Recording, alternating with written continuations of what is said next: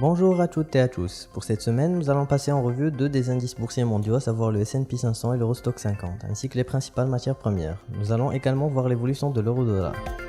L'indice américain S&P 500 vient de marquer un nouveau plus haut historique cette semaine et continue d'évoluer dans son canal haussier.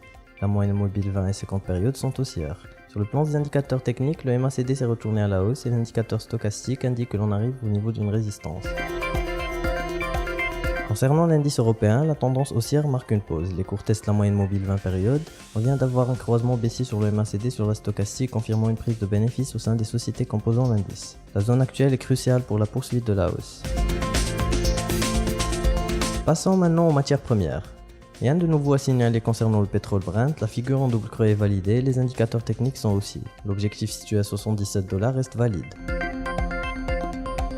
Sur le graphique de l'or cette semaine, les cours viennent de traverser la moyenne mobile 20 à la hausse. Les indicateurs techniques informent sur un rebond technique, un croisement est visible sur le MACD sur la stochastique. Nos niveaux de résistance et de support restent valides, et le cours évolue toujours dans une configuration d'hésitation en triangle à moyen terme.